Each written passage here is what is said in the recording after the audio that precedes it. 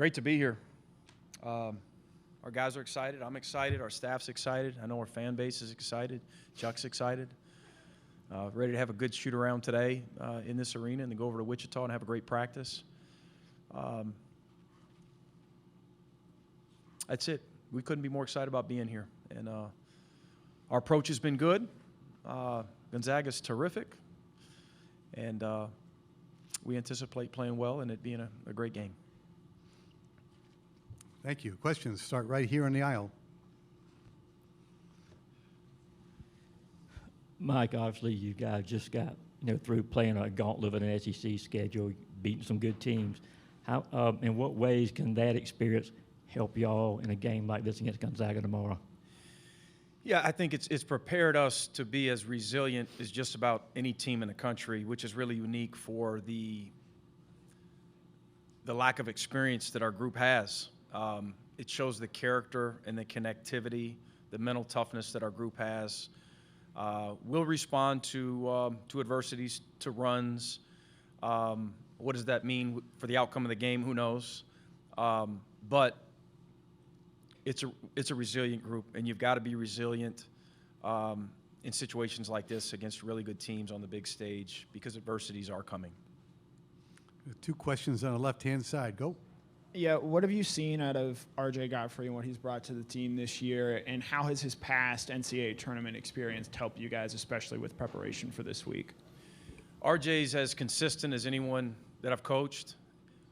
There's 2 or 3 other guys on this team uniquely that I would put in that category as well. His experience in going to the Elite Eight last year was some of the things that he's talked about, in meetings, in the apartment, in the locker room, in the film room, amongst us as a staff, hold weight because he's been there and he's done that. And he's not a guy chasing numbers. He makes winning plays. He's better than his numbers indicate. He's really valuable to this team and to this program. Yeah, Mike, you look at tomorrow and the stage and players rising to the occasion on the biggest stage. You look at Asa Newell. What is it about him that makes you believe he's ready for this big stage? He's unfazed. He has been since our first game. We knew a week in, probably a month in, that he was special. We're winding down here. He's never had a bad practice. He's never had a bad day. He's the same guy every day. He could start a game missing his first 4. He might make his next 4. His face expression is not going to change. He's still going to be compliant in terms of making winning plays, passing to the guy that's open, chasing offensive rebounds, closing out correctly. He's just he's a winning player. He's been a huge pleasure to coach. He's a great teammate. He is humility. He is consistency. He's a stud. Well, speaking of Asa, how much has it helped having his older brother on the team and helping him kind of navigate that spotlight as you kind of went through the season? Jaden's made a big impact on this program even before Asa got here, but he's been a positive impact on Asa, of course. He hasn't taken it easy on Asa, especially in that first couple weeks, 3-4 weeks of practice, where Asa knew he had his hands full, with other front court guys that have made him better, including his brother. And I'm sure there's a lot of mentorship that Jaden has provided Asa that we're not even aware about, as a staff. That those guys spend a lot of time together. They live together. Got a beautiful family. And Asa, obviously, deservedly so, is in a lot of the headlines, right? And individually, he's a terrific player. But Jaden means a lot to this program as well. All right, we're here, then we're on the aisle, and then over on the right-hand side in that order. Go, please. Mike, obviously a big challenge from a backcourt and front court standpoint in this ball game, specifically about Gonzaga's front court. Those guys are very adept at drawing fouls. I mean, very physical around the rim. The challenge for your big guys, not to be able to still defend the rim, but not get in early foul trouble in this one. Yeah, foul discipline's a big key to this game, particularly with Gonzaga's ability to to convert. One of the best free throw shooting teams in the country. It's not just front court play; it's back court play as well. They've got guards that can make shots. Battle can sprint into him. He can drive it, create his own. Hickman's got a beautiful stroke. They've got guards off the bench that are really good, and they've got arguably the best passer in college basketball in Nembhard, who's just an unbelievable quick thinker and surgeon of a passer. Sees things before they happen, makes everyone around him better. Good speed, good player, just a really, really good player, and he makes those guys better. But our bigs got to be in full alert, and it starts the second that they get a defensive rebound or you score. Just it starts in transition for them. Their tempo is terrific. Their early post touches, their late post touches, their ball screen execution. Collectively, we've just got to be on point. We got to be really good defensively. It's one of the best offensive teams that we will have played all season. Okay, we're on the aisle. We got two on the right-hand side. We'll come back to these two here. Go, please. Mike, you're sharing your part of the bracket with two of the most successful teams in the programs in the country, Gonzaga and Houston. When you allow yourself to kind of dream or hope, would it be correct to assume that's kind of where you want to get to, where you're here every year and playing for titles? Yeah, I mean it's one day at a time for us. It's growth.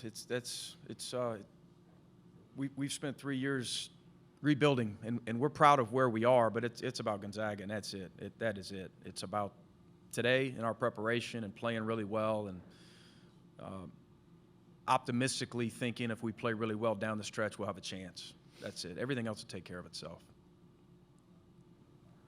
Coach, your team is fairly fresh in NCAA tournament experience. You're going against a program with a whole lot of it. How do you attack that as a coach and kind of prepare your guys for what they're going to experience tomorrow and, moving on if you guys keep winning? We're attacking it with hunger, we're chasing it with excitement. We're going to play with joy. We're going to play with connection. Playing a program that's been to a bunch of Sweet 16s in a row, right? It's important to them. It's got to be important to us, just to play our best. But again, it's not nearly as much about outcomes for us right now. It's about playing well. It's just about playing well, and it's a big neutral site. We've had some neutral sites games against high-level opponents. This is elevated. I'd be lying if I didn't tell you that. We've hyped this thing up with our guys. It's the NCAA tournament, right? It's the big stage. It's what our guys came to Georgia for. It's really exciting for them. We're not going to downplay that, but we're focused on playing well and being sharp today. On Selection Sunday, you talked about the team's resilience, and Blue said this is something that you talked about every day in practice. Yeah. Is this something that you feel like you've had to instill in your team, or is this something that they've just showed up and kind of showcased every day? No, I think when you've got guys that are bought in, when you've got a good culture, what you emphasize, as long as your guys are connected, you're going to get better at. And with this group, again, a lot of the mental pieces of the game we've emphasized because of our youth and because of our lack of winning experience. At the end of the day, it's the fact that Blue Kane and Silas Demery and Dylan James and Asa Newell and R.J. Godfrey and all these guys have embraced it and collectively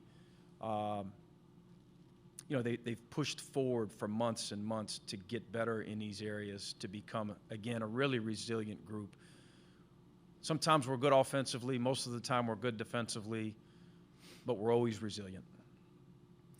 We have about 5 minutes left in this session. We have 2 questions up. Go, please. Hey, you mentioned Nembhard earlier, got some familiarity with that family. How far back do you go sort of knowing Ryan, and what stands out to you about his game? Oh, a long time. I'd have to get the calculator out. I've been around him since he was a young player, seen him play a bunch. Big fan of his game, big fan of his older brother's game, of course. We talk about our team's toughness and resilience. Both he and his brother have that. They just do. And it's been it's been fun studying him these past 72 hours or so.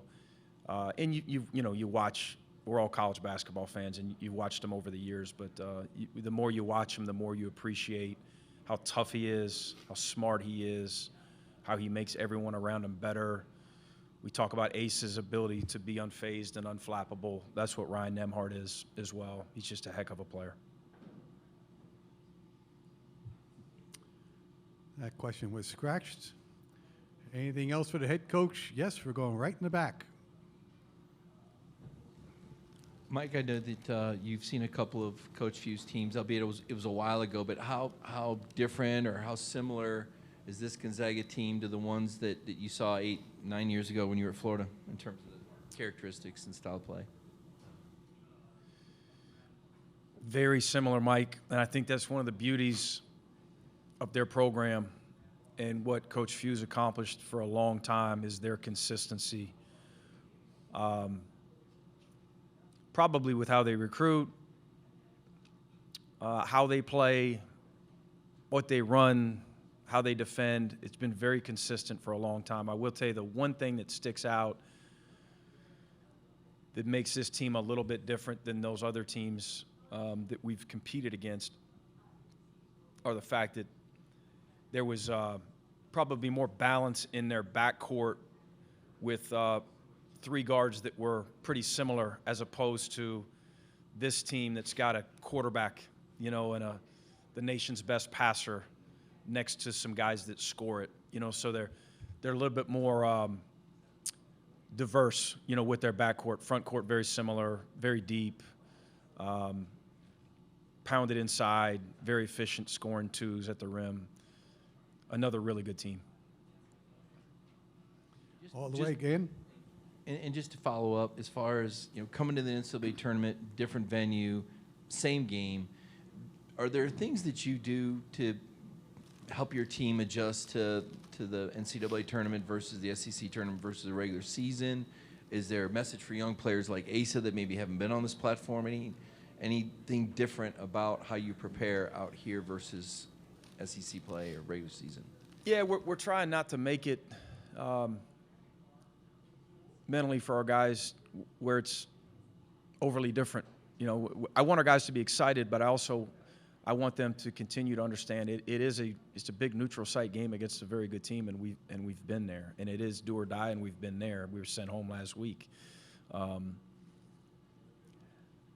Until you actually play in it, I'm not sure that your guys will fully feel it, right? I think at the first media timeout, they will have felt it, and we will have to respond to some positives and to some negatives throughout the game.